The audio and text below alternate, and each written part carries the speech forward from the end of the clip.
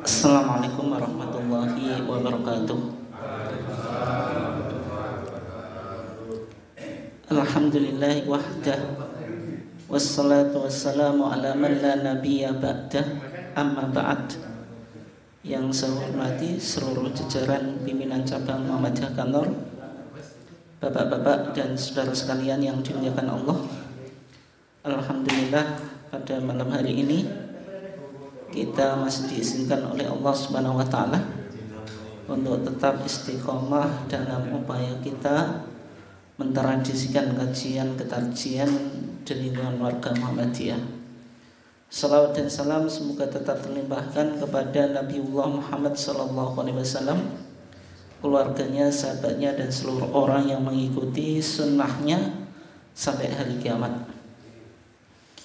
Bapak dan saudara sekalian yang dimuliakan Allah, karena kita sekarang berada di bulan Muharram 1446 Hijriah, yaitu tahun yang cukup bersejarah dalam Muhammadiyah, karena pertama kali Muhammadiyah menggunakan KHGT, kalender Hijriah global tunggal itu. Dan topik kita akan mengkaji tentang seputar amalan dan mitos bulan Syuro atau Asyura atau Muharram. Ada beberapa mitos yang muncul di masyarakat. Di mitos Jawa, bulan Syuro itu terkenal dengan bulan apa, Pak? Bulan angker, bulan apes. Ada beberapa larangan. Di antaranya apa? Enggak boleh mantu, enggak boleh mengadakan pernikahan di bulan apa? Syuro. Dan mitos-mitos yang lain nanti kita akan coba kaji. Yang pertama, Bapak dan saudara sekalian yang dimuliakan Allah, kalau kita bicara tentang keutamaan bulan Muharram, ini referensi kajian kita saya ambilkan dari kitab yang umum dikaji di masyarakat atau di kalangan pesantren. Yang pertama Fathul Mu'in, yang kedua I'anatut Thalibin. Ini kitab yang populer di pesantren tradisional. Fathul Mu'in itu dikarang oleh Syekh Zainuddin Al-Manibari, muridnya Al-Imam Ibnu Hajar Al-Haytami. Ini ulama yang cukup penting bagi Syafi'iyah, yaitu pengikut Syafi'i. Nah, kitabnya Fathul Mu'in ini muridnya Ibnu Hajar Al-Haytami. Kemudian disarah oleh Sayyid Abu Bakar Shato Ad-Dimyati. Ini ulama keturunan Mesir, tapi keluarganya lama hidup di Mekah. Dan ulama ini atau Syekh Abu Bakar Shato Ad-Dimyati itu syekh yang cukup terkenal bagi orang-orang yang berasal dari Asia Selatan, ya dia, atau di Asia Tenggara, di antaranya ya Indonesia, India dan seterusnya. Sehingga ulama-ulama yang dulu ada di Nusantara itu hampir semuanya belajar ke Sayyid Abu Bakar Shato Ad-Dimyati, termasuk Kiai Haji Ahmad Dahlan. Dan I'anatut Thalibin itu sampai sekarang dianggap kitab yang cukup keramat, cukup penting dalam fikih di Nusantara. Sampai syaratnya kiai itu ya harus tahu I'anatut Thalibin. Kalau ngomong jadi kiai tapi nggak tahu I'anatut Thalibin, itu diragukan apa? Keilmuannya itu. Di Fathul Mu'in Ini penting Pak, meskipun kita di Muhammadiyah nggak begitu kenal kitab ini, atau mungkin teman-teman Salafi juga nggak begitu kenal kitab apa Fathul Mu'in. Gitu. Sebagian orang yang pesimis, Fathul Mu'in bid'ah semuanya gitu. Ya, nanti kita lihat mana yang sesuai dengan paham keagamaan Muhammadiyah, mana yang tidak. Tapi yang jelas kitab ini penting untuk kita apa? Kita baca biar tahu apa yang diamalkan atau diyakini di masyarakat. Oh inilah mereka rujukannya ini. Di sana dijelaskan far'un afdalus syuhuri lisaum ba'da Ramadan ashhuru al-hurum. Seutama-utama bulan untuk puasa setelah Ramadan itu bulan-bulan haram. Wa afdaluha al-muharramu. Yang paling utama atau yang paling afdal dari bulan-bulan haram yang jumlahnya berapa? 4, yaitu dari awal Pak, Dzulqa'dah, Dzulhijjah, Muharram, terus Rajab. Itu urutan bulan haram yang 4 itu, bulan yang kita dilarang untuk melakukan apa? Perang. Enggak boleh kita melakukan apa? Perang.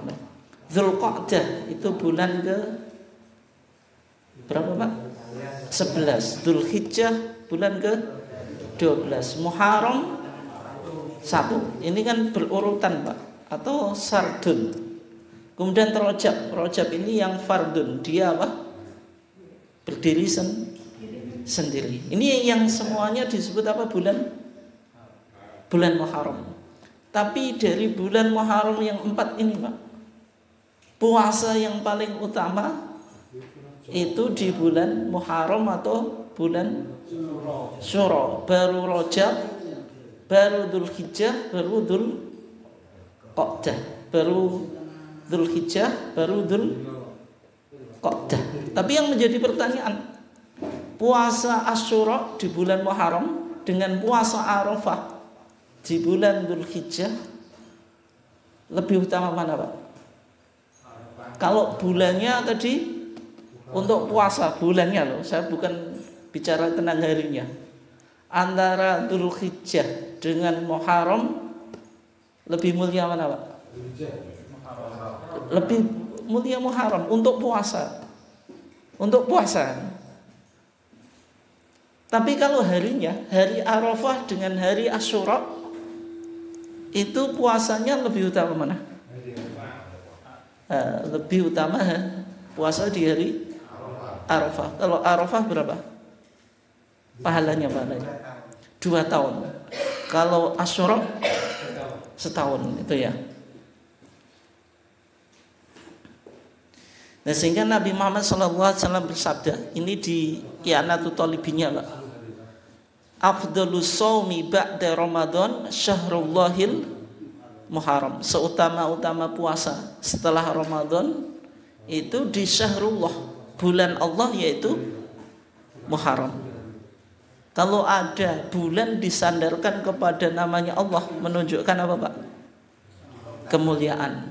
Syahrun bulan, kalau syahrullah bulannya Allah. Baitun rumah, kalau Baitullah rumahnya Allah, masjid itu. Abdun hamba, itu bisa mulia bisa enggak, tapi kalau disebut Abdullah ya pasti mulia gitu. Nah, karena bulan ini disebut syahrullah, menunjukkan bulan yang paling mulia digunakan untuk apa? Puasa, untuk puasa. Nah, sekarang ada puasa yang dijelaskan di dalam hadis secara khusus, yaitu puasa apa? Asyura. Wa yaumi asyura'a, dan disunahkan puasa hari Asyura. Wa asyirul muharrami, yaitu hari yang ke-10 dari bulan Muharram. Jadi Asyura itu dari kata asyirah.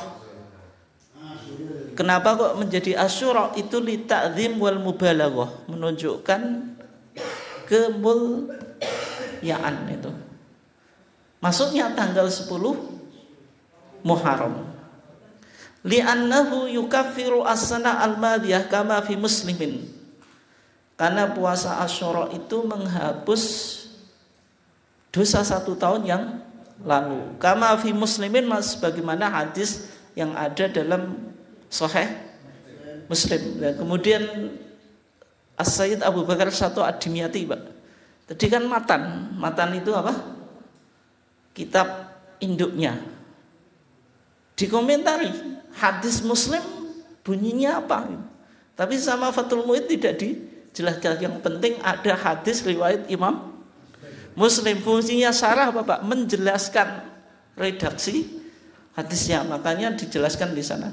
Siyamu yaumi Arafah ahtasibu 'ala Allahi ayyukaffira as-sana alladzi qablahu was-sana alladzi ba'dahu. Puasa Arafah itu saya berharap, yang berharap ini siapa, Pak? Nabi. Ada yang membaca ihtasaba. Kalau ihtasaba itu fi'il madhi. Yang mengharap siapa? Puasa. Puasa kok mengharap. Yang mengharap yang Nabi, Pak. Makanya yang betul itu ahtasibu. Yang mengharap Nabi. Alallahi, mengharap kepada Allah. Ayyukaffiru as-sana alladzi qablahu, yaitu sanah yang lalu, was-sanah alladzi ba'dahu, dan sesudahnya. Nah, kemudian yang Asyura itu tadi dijelaskan kalau Asyura itu menghapus dosa yang lalu saja. Berarti kalau Arafah 2 tahun, kalau Asyura setahun itu. Kalau Arafah 2 tahun, kalau Asyura apa? Setahun. Kenapa? Kenapa Arafah 2 tahun, Asyura setahun? Kenapa kok pahalanya besar Arafah ketimbang Asyura? Jawabannya gimana, Pak? Ya terserah hadisnya. Hadisnya ngono ya wis ya. Nah, itu Nabi itu enggak ngaji, Pak, cuma orang tahu hadis. Itu bedanya orang ngaji dengan orang hanya tahu hadis. Kayak jenengan searching itu loh. Sekarang semuanya searching, Pak. Kalau kita ikuti diskusi di WA itu, kadang orang ngasih share-sharean itu nggak tahu maksudnya, Pak. Yang penting apa? Nge-share. Ya kan, yang penting nge-share. Nah, kalau kita hanya memahami, oh yang penting hadisnya menjelaskan 2 tahun untuk puasa Arafah, kalau untuk puasa Asyura setahun, itu ya kayak tahu, oh ada hadisnya saja. Tapi pemahamannya bagaimana? Nah, pemahaman ini yang harus ngaji. Pemahamannya kenapa kok lebih utama puasa Arafah? Karena puasa Asyura itu sudah dilakukan sejak zaman Nabi Musa. Nabi Musa melakukan puasa Asyura itu apa, Pak? Syukranillah, sebagai bentuk rasa syukur kepada Allah ketika diselamatkan dari Fir'aun, kejaran apa? Fir'aun. Bani Israel keluar dari tanah perjanjian, tanah perbudakan yaitu Mesir di hari Asyura. Fir'aun tenggelam hari apa? Asyura. Makanya Nabi Musa itu puasa syukranillah sebagai bentuk syukur kepada Allah. Ketika Nabi Muhammad tahu orang Yahudi puasa Yaumul Asyura, Pak, Nabi Muhammad mengatakan kepada orang Yahudi, wahai orang Yahudi, saya juga mengikuti syariatnya Musa. Ana ahakku bi Musa minkum. Saya lebih berhak mengikuti Musa daripada kamu sekalian. Menunjukkan kalau syariatnya Nabi Muhammad itu melanjutkan syariat yang sudah ada. Syariat yang sudah apa, Pak? Ada. Beda dengan Yahudi, kalau dengan apa, Kristen. Yahudi menolak kenabian Nabi Muhammad, menolak kenabian Isa. Kristen mengakui kenabian Musa, menganggap Yesus Tuhan atau Isa Tuhan. Nabi Muhammad ditolak. Islam, Nabi Musa diterima, Isa diterima, tapi hanya Abdullah wa Rasuluh, hanya hamba Allah dan Rasulnya, tidak sampai pada ketuhanan. Kalau Islam kan itu Pak, berarti kan menerima syariat yang sebelumnya, menerima dan meluruskan. Karena dalam konteks puasa Asyura ini Nabi Muhammad hanya meneruskan Pak. Berarti Asyura itu yaumun musawiyun, harinya Nabi Musa. Kalau Arafah belum pernah dilakukan oleh umat-umat sebelumnya, maksudnya puasa Arafah, sehingga disebut apa Pak? Yaumun Muhammadiyun, harinya Muhammad. Tapi nggak usah ditambah ya Pak, yaumun Muhammad. Itu nggak usah, cukup yaumun apa? Muhammadiyun, bukan yaumul Muhammadiyah ya. Harinya Nabi Muhammad, sehingga puasa Arafah lebih utama daripada puasa Asyura itu ya. Dan sekarang kalau puasa apa Pak?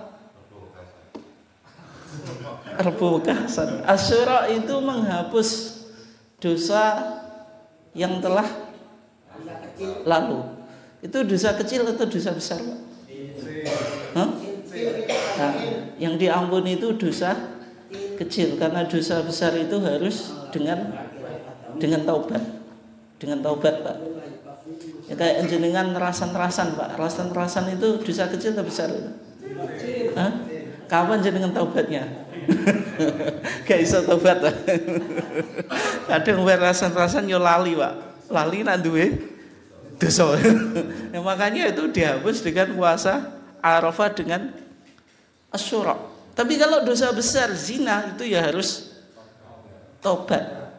Riba. Dan apa lagi Pak? Minum minuman keras dan seterusnya ya. Itu ya harus taubat. Ini hak kepada Allah atau hak kepada manusia? Jenengan duweni utang Pak. Wis gak usah tak sahur iki, tak sahur nganggo poso Asyura. Boleh atau enggak? Enggak boleh. Itu ya tetap hutangnya masih Pak, meskipun jenengan puasa Asyura itu. Nah yang tadi Pak, puasa Arafah, meskipun ini bukan pembahasan kita ya, tapi penting saya sampaikan Pak. Puasa Arafah itu juga menghapus dosa yang akan datang. Yukafir itu dari menjadi bahasa Inggris cover gitu Pak. Cover itu apa? Penutup, sesuatu yang menutupi, cover buku ya, yang menutupi kertas buku. Maksudnya apa? Dosa yang dilakukan itu tertutup atau terhapus. Tapi yang menjadi pertanyaan, orang tadi kan belum melakukan dosa tahun yang akan datang. Kenapa kok apa Pak? Dihapus padahal melakukan dosa saja kan belum. Itu maksudnya gimana? Hah?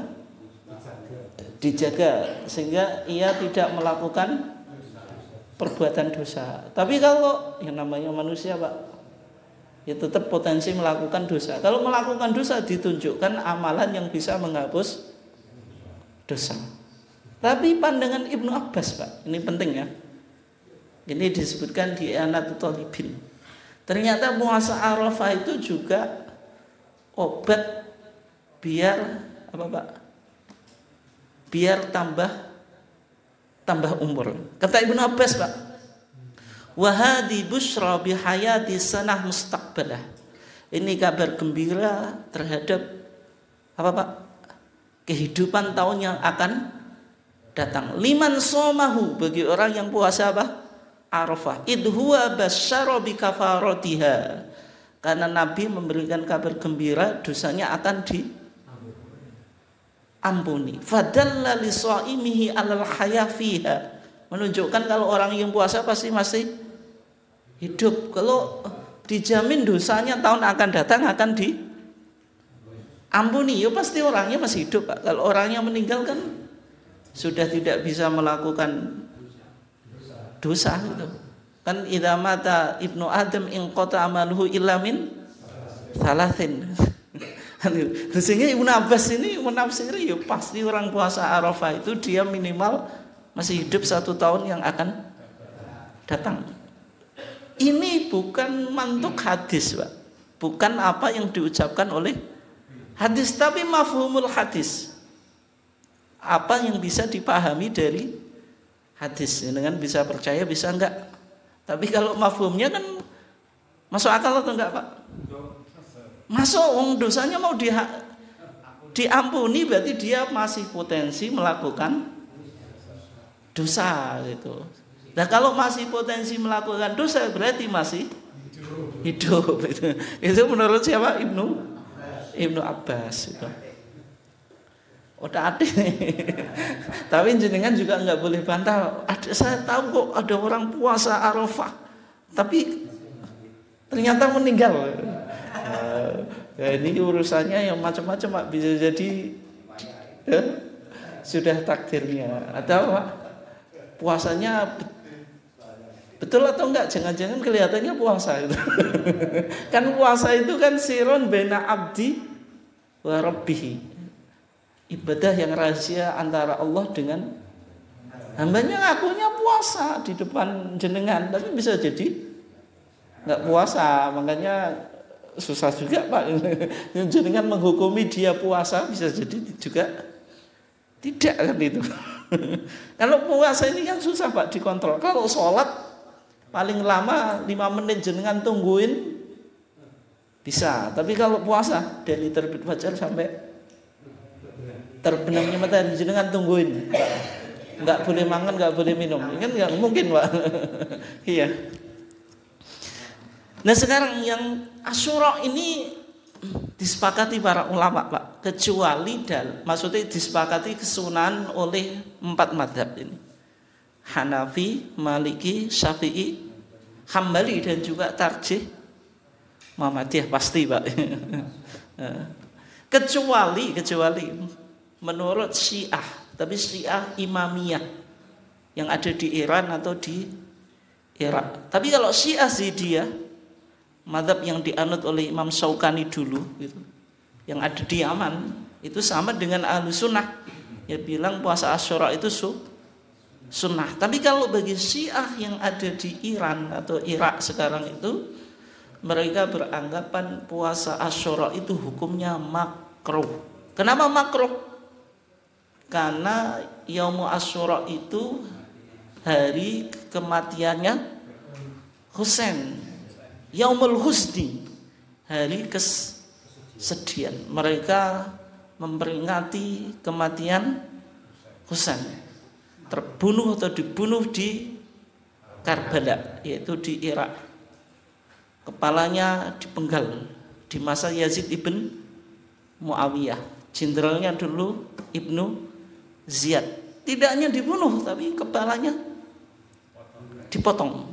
Sampai terjadi perbedaan Pak, di mana kepalanya ini dikubur. Ada yang mengatakan di Baqi, ada yang mengatakan di Mesir. Sampai di Mesir itu ada masjid namanya Masjid Sayyidina Husain, yang diyakini di sana ada kuburannya, kepalanya Sayyidina Husain itu. Sehingga orang Syiah beranggapan meskipun ada hadis-hadis tentang puasa Asyura, karena kematiannya Husain dianggap menjadi makruh. Tapi jawaban kita Pak, syari kematiannya Husain sama syariat puasa Asyura lebih dulu mana? Lebih dulu Asyura. Tidak mungkin Husain ini menasakh kesunahnya puasa apa? Asyura. Lagian Nabi juga sudah meninggalkan, berarti kan al-yauma akmaltu lakum dinakum. Tapi namanya orang Syiah, makanya dalam kitab Al-Manar Al-Mukhtar yang ditulis oleh Asy-Syaikh Shalih Al-Maqbari, ulama dari Yaman, dia mengatakan inilah contoh kalau orang Syiah itu tala'ub biddin, bermain dengan agama. Asyura itu sudah di zamannya Nabi kok dirubah hukumnya karena kematian Husain. Kan ketika Husain meninggal kan Nabi sudah terbunuh, kan Nabi juga sudah meninggal gitu. Nah sekarang kalau Tasu'a bagaimana? Nah, ini penting Mbak, penting. Karena di Muhammadiyah juga ada yang beranggapan Asyura saja, Tasu'a Tidak ada. Kita baca di Fathul Mu'in, Pak, sebelum nanti kita jelaskan bagaimana pandangan tarjih. Di Fathul Mu'in dikatakan watasu'a, berarti ada puasa tanggal 9. Wa huwa tasi'uhu, maksudnya tasi'u Muharram. Li khabari Muslimin, berdasarkan hadis riwayat Imam Muslim, la in bagitu ila qabilin la asumanna atasi'a. Kalau saya masih hidup tahun yang akan datang, la asuman apa? Ada lamu taukid, kemudian apa, Pak? Ada nun taukid sakilah, la asuman lah. Makanya nek Kiai Jawa maknanya yakti teman-teman, yakti tapi apa? Teman-teman, menunjukkan betul-betul akan melaksanakan atasi'ah. Berarti Nabi ini punya keinginan. Tapi terlaksana atau enggak? Tidak. Fama taqablahu, kata perawinya Ibnu Abbas, Nabi sudah meninggal. Yang menjadi pertanyaan, Nabi melakukan atau belum? Belum. Punya keinginan atau enggak? Iya. Boleh kita jadikan acuan atau hujah, Pak? Boleh atau enggak? Yang jelas Nabi tidak pernah puasa Tasu'a. Tapi Nabi punya keinginan. Berarti kalau dengan puasa Tasu'a itu tidak pernah dilakukan oleh Nabi. Tapi Nabi punya keinginan. Muhammadnya nggak usah. Berarti ini sunnah apa, Pak? Sunnah itu kan ada 3. Qauliyah, ucapannya Nabi. Fi'liyah, perbuatannya Nabi. Takririyah, ketetapannya Nabi. Masuk apa, Pak? Qauliyah, ucapannya Nabi. Karena ibadah kita itu tidak harus selalu qauliyah dan fi'liyah. Maksudnya dasarnya, Pak, ya kadang-kadang qauliyah dan fi'liyah itu paling kuat ya. Kadang-kadang hanya qauliyah, kadang-kadang hanya fi'liyah gitu. Ya kadang-kadang ada takririyah yang ketiga ya, ketetapan Nabi. Tapi sebagian ulama menambahi, tidak hanya 3 sunnah itu, ada sunnah yang nomor 4, yaitu sunnah hammiyah. Ini ingat-ingat ya. Ini sunnah apa tadi? Hammiyah. Hammiyah itu keinginan Nabi untuk melakukan sesuatu tapi belum terlaksana. Contohnya apa? Puasa Tasu'a. Tapi kalau jenengan nggak mau, nggak ada sunnah hammiyah. Ya, karena Nabi bilang la in bagi itu ila qabilin la asumanna tasi'a, berarti bisa masuk sunnah qauliyah. Nabi kan mengucapkan meskipun belum dilaksanakan. Sebentar, Pak. Nggih, monggo, Cek. Itu apa enggak berlawanan dengan Al-Maidah ayat 3? Islam itu ketika Rasulullah akan wafat itu sudah dinyatakan sempurna. Masih belum ada, masih kecil itu loh, Pak. Al-yawma akmaltu itu kan Nabi di sini sudah menjelaskan, Pak. Lain bagi itu ilah qabilin. Nabi meninggalkan menjelaskan puasa Tasu'a atau enggak? Enggak, Nabi fungsinya apa?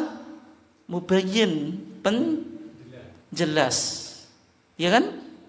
Nabi mubayyin atau enggak? Iya. Nabi sudah menjelaskan puasa Tasu'a atau enggak di hadis ini?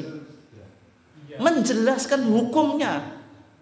Wong menjelaskan itu kan tidak harus melakukan toh, Pak, gitu.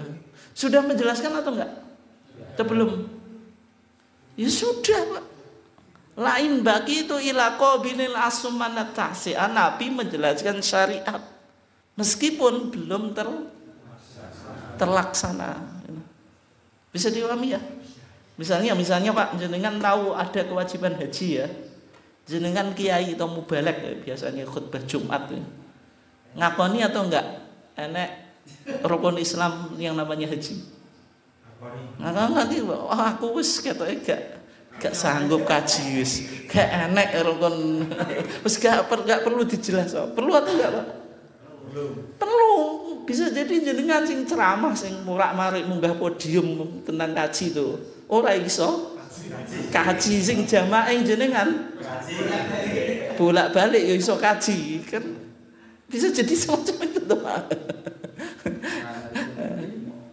Sekali lagi Pak. Nggih, monggo nggih. Dalam tanya jawab agama jilid 4 halaman 174 itu tidak disebutkan apa puasa Tasyu'ah, tapi di HPT 3 itu disebutkan. Kok bulat itu Pak? Terima kasih. Halaman berapa Pak? TJA 4 halaman 174. Hafal ya Pak Mas Oto. Kok bisa hafal Pak?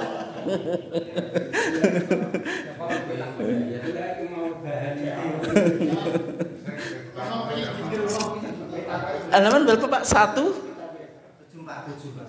kalau nggak salah, kalau saya nggak lupa. 174. Itu puasa sunnah itu tidak ada puasa Tasyu'ah itu.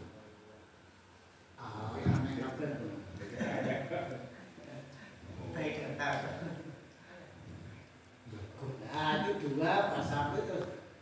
74. Ya ini Pak. Puasa sunnah di antara puasa sunnah tatawwu puasa 6 hari. Puasa Asyura tanggal 10 di bulan Muharram. Iya Pak, betul. Di sini tidak ada apa? Tidak ada Tasyu'ah. Tapi no, 3. Iya. Kenapa kok tidak dijelaskan? Nah ini kan tidak dijelaskan itu ada beberapa kemungkinan Pak. Muhammadiyah tidak mengakui Tasyu'ah atau hanya apa Pak? Menjelaskan puasa yang umum dilaksanakan yaitu tanggal 10.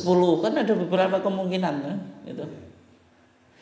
Ya, meskipun demikian karena kita sudah punya HPT jilid 3 ada putusan tentang shaum tatawwu, putusan Padang Pak, Sumatera Barat tahun 2003 itu dijelaskan ada puasa Tasyu'ah 2003 Pak.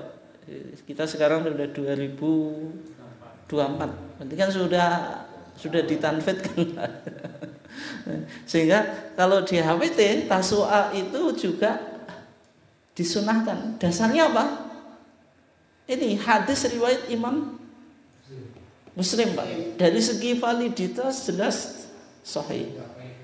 Ya pemahamannya tadi dimasukkan sunnah qauliyah atau sunnah hamniyah. Sunnah apa? Hamniyah. Kemudian ditambah Pak, wal hikmatu mukhalafatul yahud. Ini sama Fathul Muin dijelaskan kenapa kok dianjurkan puasa Tasyu'ah. Menyalahi orang Yahudi. Kalau orang Yahudi hanya puasa Asyura. Setiap nabi mengikuti syariat umat yang terdahulu Pak, didatangkan wajhu mukhalafah yang membedakan dengan amalan atau tradisi umat yang terdahulu. Supaya beda, ada dua kemungkinan. Ditambah puasa sebelumnya atau setelahnya. Tapi yang jelas dinyatakan Nabi Pak, yang hadisnya sahih riwayat Imam Muslim, cara menyelisihinya dengan melakukan puasa sebelumnya, yaitu Tasyu'ah tadi. Lain bagi itu ila qabilin la asumanna at-tasi'ah. Coba wa min thamma, itu bukan wa min thumma ya. Wa min thamma, maka dari sana sunnah lima lam yasum shaumul hadi asyara, disunahkan bagi orang yang tidak berpuasa, maksudnya puasa 9, puasa tanggal 11, supaya apa? Beda dengan orang Yahudi. Bal wa in somaha, bahkan meskipun dia melakukan puasa Tasyu'ah. Maksudnya Fathul Muin apa Pak? 10 supaya beda orang Yahudi puasa Tasyu'ah. Kalau Tasyu'ah kelewatan 10 sama 11. Kenapa 11? Supaya beda dengan orang Yahudi. Meskipun Tasyu'ah Asyura 11 juga Boleh, ini supaya beda dengan orang Yahudi. Nah, bagaimana kalau 10 saja? Kalau 10 saja. Wa fil dalam kitab kitabnya apa? Imam Syafi'i, la ba'sa ayyufridahu, enggak apa-apa hanya puasa 10 meskipun kayak orang Yahudi, enggak apa-apa. Kalau enggak bisa, sehingga ulama menyimpulkan, Pak, tingkatan puasa Asyura atau Muharram itu ada 3. Yang paling sempurna 9, 10, 11. Tingkatan kedua 9 dan 10. Tingkatan yang ketiga 10 saja. Ada yang menambah juga. Tingkatan ketiga 10 dan 11. Tingkatan yang keempat enggak, 10 saja. Tingkatan puasa, Pak. Oh, judulnya tingkatan puasa kok enggak puasa. Ini enggak dihitung kan gitu. Tapi yang 11 itu, Pak, yang 11 itu ya. Apakah ada dalilnya atau enggak? Yang jelas menurut mazhab Syafi'i, Pak. Ini Fathul Mu'in I'anatul Thalibin, Pak. Saya enggak tahu di masyarakat kalau 11 itu dilakukan atau enggak, Pak? Enggak ya. Ini padahal Fathul Mu'in dan I'anatul Thalibin yang 11 itu menggunakan hadis Imam Ahmad, Pak. Dari Ibnu Abbas ya. Sumu yauma Asyura wa khaliful yahud wa sumu qablahu yauman wa ba'dahu apa? Yauman. Puasalah kamu hari Asyura, berbedalah kamu dengan orang Yahudi, puasalah kamu sebelumnya, sehari sebelumnya atau sehari sesudahnya. Tapi sama majelis tarjih, Pak, yang Tasu'a ini belum diterima. Kenapa? Karena hadisnya diperdebatkan. Disebutkan di Muntakal Akhbar. Nanti HPT jilid 3, Pak. Jenengan cek ya. Cek. Nah, kalau saya tahu sampai referensinya tahu karena saya cek, Pak. Di HPT jilid 3 itu hanya mengutip hadis Ibnu Abbas di sini. Ini dari kitab Muntakal Akhbar yang ditulis oleh siapa? Kakeknya Ibnu Taimiyah atau Ibnu Taimiyah Al-Jad. Sama HPT cuma sampai sini saja, Pak. Wa fi riwayatin qala Rasulullah sallallahu alaihi wasallam sumu yauma Asyura wa khaliful yahud sumu qablahu yauman wa ba'dahu yauman, rawahu Ahmad. Ini tidak dimunculkan. Kenapa tidak dimunculkan, Pak? Karena ada perdebatan, Pak.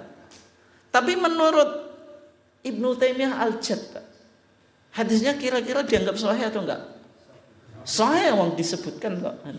Berarti dia beranggapan hadis ini bisa dijadikan hujah. Makanya menurut Ibnu Qayyim Al-Jauziyah, Pak, mazhabnya apa? Hambali, sama dengan Ibnu Taimiyah ini. Hambali, puasa Asyura ya 3 tingkatan. Tapi kalau di Muhammadiyah yang hadis Imam Ahmad ini belum diterima, Pak. Di antara ulama yang mendhaifkan itu Syu'aib Al-Arnaud. Dia bilang wa isnaduhu dhaif. Sanadnya apa? Dhaif itu. Sehingga sejauh ini putusan tarjih puasa Muharram itu yaitu tanggal 10 dan 9 atau 10 saja. Ini kita bicara puasa, Pak. Kalau jenengan enggak puasa ya berarti enggak dihitung kan. Ya kan bicara tingkatan puasa. Yang 11 belum. Oke. Tapi apakah ada tadi hadisnya sudah kita bahas ya. Kalau mengikuti tarjih belum. Tapi kalau jenengan mengamalkan pakai hadis-hadis tadi, ya silakan saja. Tapi jangan disampaikan jamaah kalau itu putusan tarjih. Apalagi di Masjid Muhammadiyah ngajak-ngajak. Itu kan bisa ditanyakan, mana putusannya tarjih? Enggak ada. Tapi kalau pendapat pribadi, monggo kan itu. Ya. Nah, sekarang ada beberapa amalan yang berkembang di masyarakat yang berkaitan dengan bulan Syura atau Asyura Muharram. Kitab Fathul Mu'in, Pak. Meskipun kadang-kadang ada hadis dhaifnya. Kadang-kadang agak aneh. Tapi sebenarnya Syekh Zainuddin Al-Malibari, Pak, itu anti bid'ah. Anti apa? Anti bid'ah. Dia sering melakukan kritik terhadap amalan yang dianggap apa? Bid'ah. Fathul Mu'in itu anti bid'ah. Kalau Muhammad anti bid'ah, ya berarti kan sama dengan Fathul Mu'in. Niru Fathul Mu'in, Pak. Di sana dikatakan, Pak, wa amma ahaditsul iktihal. Adapun hadis-hadis tentang celaan. Tentang apa? Celaan. Wal ghusli, mandi. Jadi celaan tanggal 10 Muharram, mandi bulan 10 Muharram. Wa tatayyub pakai wangi-wangian fi yaumi Asyura, di hari Asyura. Famin wad'il kadzabin. Termasuk hadis-hadis yang dibikin oleh para pendusta. Hadisnya disebut apa, Pak? Maudhu', palsu. Berarti anti hadis palsu atau enggak, Pak? Anti. Kita bawa Fathul Mu'in. Hadis celaan itu bagaimana? Dulu celaan ini menjadi politik identitas antara pengikut Syiah dengan pengikut Yazid ibn Muawiyah. Yang Syiah anti celaan, Pak. Ini hari kesedihan memperingati takziah kematiannya Husain kok celaan. Kalau Yazid ibn Muawiyah sama Ibnu Ziyad, semua masyarakat karena dia yang punya kekuatan, Pak. Pemerintah kan bisa membalik ini benar atau enggak. Semua rakyat suruh apa? Celaan. Menunjukkan apa? Gembira. Makanya ulama Ahlussunnah dulu juga bingung, Pak, antara kekuasaan dan apa? Orang Syiah yang berlebihan. Kan ini apa, Pak? Sehingga muncul tentang hadis celaan. Hadis celaan di antara motifnya apa, Pak? Mendukung kekuasaan. Hadis celaan itu maksudnya apa? Ya memang celaan itu enggak budaya kita. Kalau kita di Timur Tengah, Pak, orang Arab itu rata-rata celaan, kan? Meskipun laki-laki. Nabi saja celaan, Pak. Nabi apa? Celaan. Tapi kalau di budaya kita celaan kok malah sarua. Ya karena mungkin kulit kita tipis, Pak. Kalau orang Arab ini kan tebal loh ini. Dan matanya gini, mungkin pantas, Pak. Wong badannya saja itu kadang semuanya bulu, Pak, gitu.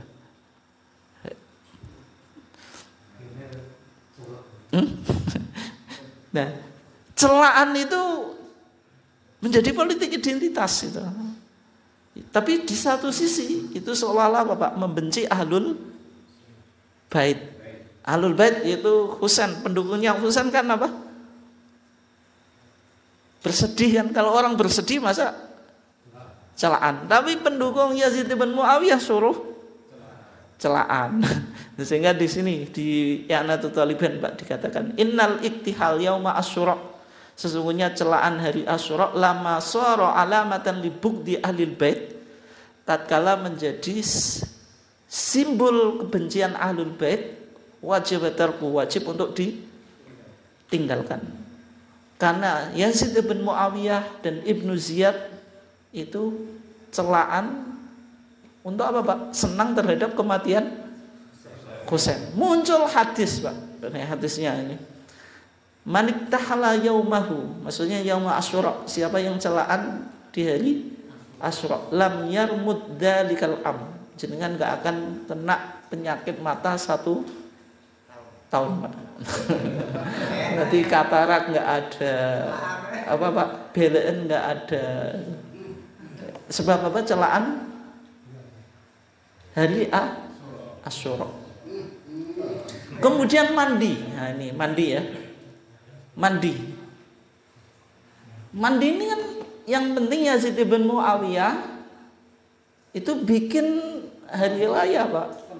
Karena Syiah atau Ahlul Bait tadi itu sedih kan, ditandingi tuh, Pak, itu dulu kan itu.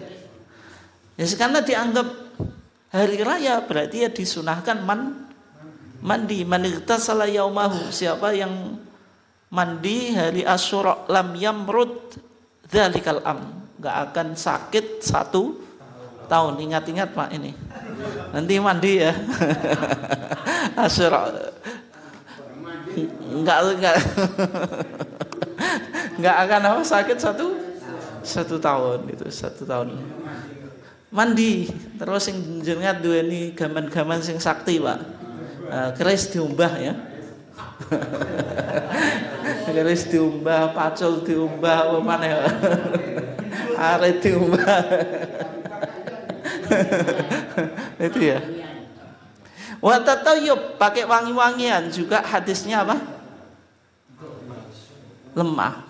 Kemudian di antara amalannya Pak, ada sholat Yaum Asyura. Tapi kalau di masyarakat ada atau enggak ini Pak? Sholat hari Asyura itu sholatnya 4 rakaat Pak. Di setiap rakaat baca alhamdulillah dan qul huwallahu ahad 51 kali gitu. Satu rakaatnya apa Pak? Baca Al-Fatihah, Al-Ikhlas 51 kali itu. Kenapa? Tapi Pak, ganjaran ini gede tuh. Ganjaran itu sesuai dengan apa? Dengan amalnya Pak. Di sini ganjarannya apa Pak? Ghafarallahu lahu dzunuba khamsina aman. Dosanya jenengan berapa Pak? 50 tahun itu akan dihapus Pak. Misalnya itu seumur Pak, dikurangi umur jenengan sing rong balik ya kan. Ya, potensi masuk surga. Kan dikurangi apa Pak? Sebelum usia balik.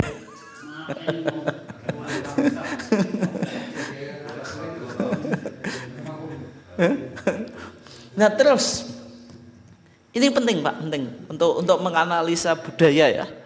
Saya baru akhir-akhir ini mencoba mengkaji I'anatul Thalibin, maksudnya mengkaji dihubungkan dengan tradisi di Indonesia Pak. Orang mau codok yunayo. Ternyata di Jawa itu ada sedekah bubur surah itu. Masih dilakukan atau enggak? Hah? Sekarang nggak ada ya? Bancaan Pak ya. Sing buburnya nggak ada ya buburnya. Bubur apa? Bancaan atau sedekah bubur surah Pak. Itu sebenarnya gimana sih ceritanya? Itu ternyata saya kaji Pak, itu bukan budaya saja, budaya tidak. Itu punya landasan. Landasannya apa?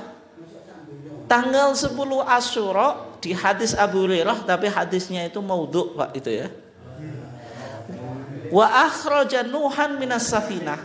Nabi Nuh selamat dari kapal Pak. Maksudnya kan dulu banjir topan itu Pak ya. Naik kapal. Nabi Nuh sudah keluar kapal, berarti kan banjir sudah selesai Pak, karena sudah surut ya. Itu terjadi hari apa? Asyura. Tatkala Nuh dengan kaumnya itu keluar dari kapal Pak, itu kelaparan. Itu apa? Kelaparan. Perbekalannya Nabi Nuh apa Pak? Nah, Kiai Jawa dek biyen ngulang nyeritani jenengan apa Pak? Sepokoknya kon gowo setiap sepasang Pak, misalnya ya ayam ya laki, jantan betina dan seterusnya ya. Karena dia kelaparan, maka kaumnya Nabi Nuh itu suruh membawakan biji-bijian Pak. Ada 7 biji. Ya biji-bijian itu ya yang kita masak menjadi beras itu kan ya biji-bijian. Tapi di sini ada adas, ada ful, ada hams. Semuanya itu makanan di Arab. Itu jumlahnya 7 biji. Ini sama Nuh itu dimasak Pak. dimasak, dimakan. Ini pertama kali manusia makan makanan setelah terjadinya banjir gitu.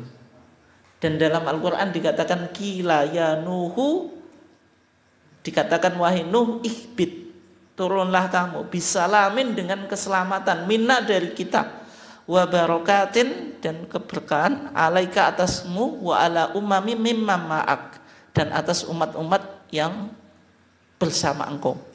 Ini ceritanya apa? Nabi Nuh. Sehingga Asyura itu ya tadi Pak, bancaan, seneng-seneng, makan-makan itu. Makanya salatnya makan-makan itu ya ada Pak di sini. Nah, di budaya Jawa diekspresikan dengan bikin bubur. Buburnya bubur suro. Alasannya apa Pak? Ceritanya Nabi Nuh gitu. Ini penting Pak untuk kita kaji. Kadang-kadang di Muhammadiyah kan yang penting gak enak contoh nih. Tapi yang satu ngambil sesuatu, ini bukan perintah agama atau apa, wis pokoknya digadok no. Tapi yang kita pokoknya wanti. Yang semacam ini boleh atau enggak? Ini enggak kalau dianggap apa Pak? Ya hanya makan-makan boleh, tapi kalau jenengan pahami yang lain, oh ini ada contohnya Nabi.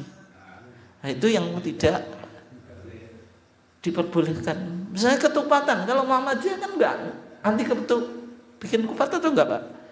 Enggak, kalau jenengan bikin kupat ya monggo, tapi enggak usah jenengan maknai yang macam-macam, ya hanya budaya itu. Itu yang disebut apa? Sedekah bubur surah. Ini sebelum kita tutup Pak. Nah, ada mitos di Jawa tentang apa? Bulan surah. Enggak boleh keluar rumah. Keluar malam Pak, tapi itu satu Asyura-nya tuh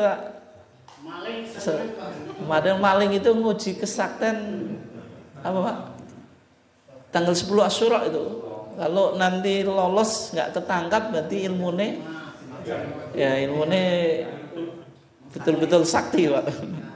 Nggak boleh bangun rumah, nggak boleh pindah rumah. Yang terakhir ini yang paling penting Pak, tidak boleh menggelar acara pernikahan. Berarti jenengan mantu gak oleh bulan Syura. Makanya saya mulai sepi Pak. Kan wis mlebu Syura ditani ya rame. Saya mulai apa? Mulai sepi. Tapi kadang-kadang ya masih ada yang berani Pak ya. Padahal kalau pernikahan di bulan Syura, mitos yang berkembang apa? Nah, nanti akan celaka, nikahnya nggak bakal langgeng, terjadi perceraian atau salah satu meninggal dan seterusnya. Tapi sebenarnya Pak, kalau kita telusuri, kenapa dulu orang Jawa meyakini atau sampai sekarangnya kalau Syura nggak boleh mantu? Itu ceritanya gimana Pak? Padahal Asyura itu menurut tadi Pak, orang Yahudi, orang Syiah, semuanya itu sebenarnya hari baik ya. Kalau orang Syiah bukan baik mengenang kematian Imam Husain. Tapi sebenarnya Asyura itu kan menurut Yahudi, dan semua peristiwa besar dalam Islam itu terjadi tanggal 10 Muharram Pak. Ini semua hadisnya Pak. Semua hadisnya Pak. Peristiwa besar Nabi Nuh selamat bulan Syura, masuk keluar dari kapal tadi. Nabi Ibrahim diselamatkan dari api 10 Syura. Nabi Musa mendapatkan Taurat. Pokoknya semua peristiwa itu 10 Syura atau Muharram Pak. Tapi di Jawa itu malah sial Pak. Kok aneh gitu loh. Hah? Padahal orang Yahudi bilang yaumun sholihun, hadza yaumun sholihun, ini hari yang membawa keberuntungan. Semua peristiwa penting dalam sejarah Islam itu 10 Muharram atau Asyura Pak. Tapi di Jawa kok malah sial, itu gimana itu? Yang nikah ini Pak, dulu Sultan Agung Mataram ya. Raja itu literaturnya baik Pak. Maksudnya baca literatur atau kitab-kitab. Wong Pangeran Diponegoro itu ya ahli fikih Pak. Bacaannya kitab Tuhfatul Muhtaj Al-Imam Ibnu Hajar Al-Haytami Pak. Tapi sayangnya kita kalau mengkaji Pangeran Diponegoro mau kelambine Pak, jubah udeng-udengan, mbek perang tok. Tapi sisi keilmuannya yang kita lupakan. Dia ahli madzhab apa? Syafi'i. Nah, kesultanan mungkin Pak menganggap bulan Asyura itu ya yaumun sholihun. Sehingga semua acara kerajaan atau keraton itu dilakukan di bulan Syura, termasuk kerajaan menggelar pernikahan. Tapi Pak, kalau semua rakyat juga bulan Asyura Pak. Dulu itu kalau keraton punya acara Pak, rakyatnya semuanya apa? Hadir gitu. Hadir Pak itu. Nah, nanti kalau rakyatnya punya hajatan sendiri, sepi. Ya, sehingga dimunculkan mitos itu Pak. Mitos kalau bikin hajatan nanti kualat, macam-macam, sial dan macam-macam. Asal ceritanya semacam itu ya. Tapi sebenarnya nggak ada mitos sial. Dan sekarang percaya pada mitos sial itu masuk tatayur, takhayul dan khurafat. Yang Nabi mengatakan wala tiyarota, nggak ada anggapan kesialan. Dan dalam hadisnya Nabi mengatakan orang yang masuk surga tanpa ada hisab itu apa? Wala yatatayyarun, mereka enggak percaya terhadap tatayur. Tapi zaman semakin modern, tatayurnya juga semakin canggih Pak, yang modern juga. Ternyata modernitas itu tidak bisa menghilangkan apa? Tahayul atau mitos itu. Dan sehingga pandangan Muhammadiyah ya tatayur itu termasuk TBC S itu sikap Muhammadiyah secara umum kan. Sehingga hal-hal semacam itu tidak boleh diyakini. Kalau jenengan misalnya wedi yo enggak boleh wedi Pak, cuma kok apa? Kok timbang gawe apa? Dindo tanggane terus gak nek sing seruan kan yo. Berpikirnya ke situ, bukan berarti mempercayai. Mungkin itu saja kajian kita, nggak ada pertanyaan ya, karena saya ada. Iya, monggo satu saja. Dalam hadis tadi riwayat Ahmad dan Muslim, la intaqidu ala qabilin la asumana kasiyah, yakni yauma asyura. Itu Pak bulet Pak. Ya.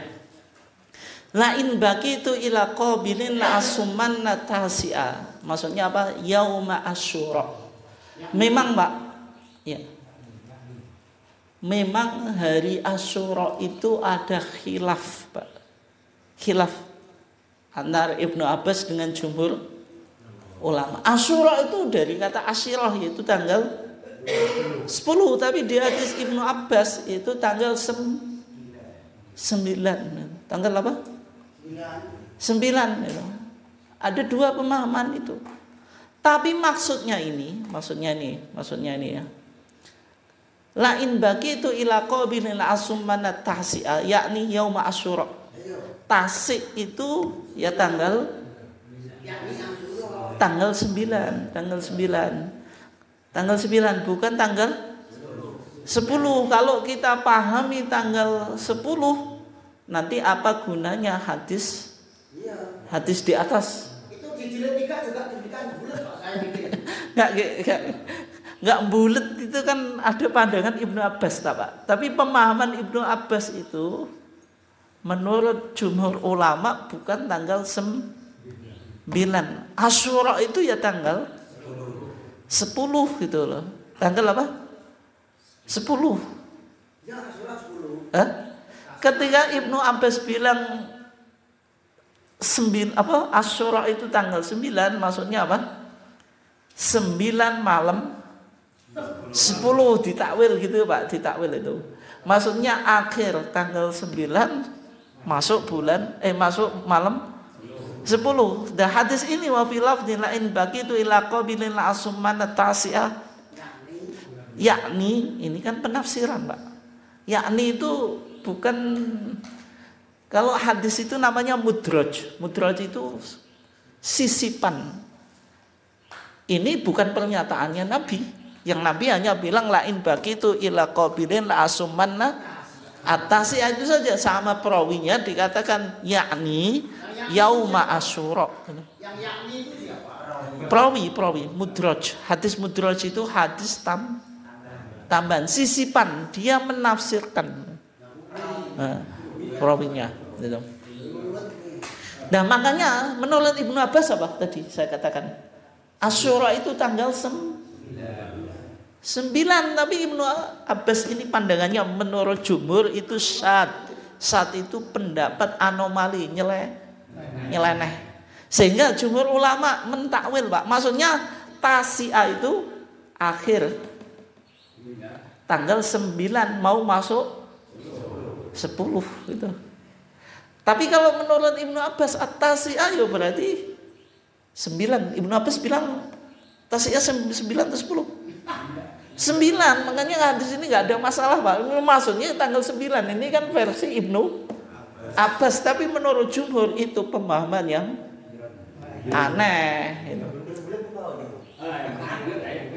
Yang bulat-bulat memang kalau baca hadis semacam itu Pak. Kalau jenengan baca tafsir, Quran itu nggak ada khilaf. Jenengan belajar tafsir, pemahamannya mesti ada khilaf.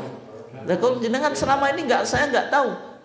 Namanya nggak pernah ngaji ya nggak tahu. Dari mana tahu nggak tahu ngaji?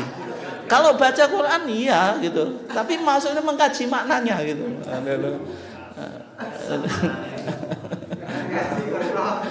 Makanya memahami Quran bisa memunculkan banyak pemahaman dan kesimpulan penafsiran. Makanya itulah gunanya apa kitab tafsir. Itu sebagaimana ini lain bagi itu ila qabilin asumana tasi'ah.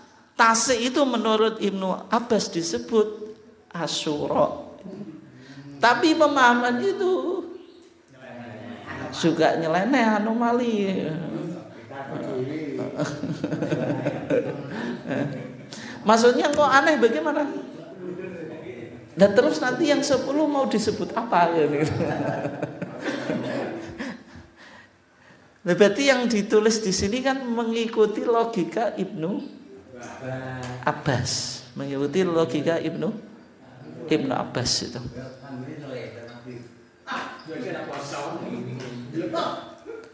Tapi yang sebelumnya kan lebih jelas Pak. Fa idza kana al-amu al-muqbil insyaallah sunnah at-tasi'ah. Nah, ini diucapkan Nabi setelah Nabi apa? Mendengar jawaban orang Yahudi. Orang Yahudi tanggal 10 kan jelas Pak. Itu enggak ada masalah itu. Ya memang hanya problemnya tadi pemahaman Ibnu Abbas yang menyimpang dari pandangan jumhur. Mungkin sekian, kurang lebihnya maaf. Wassalamualaikum warahmatullahi wabarakatuh.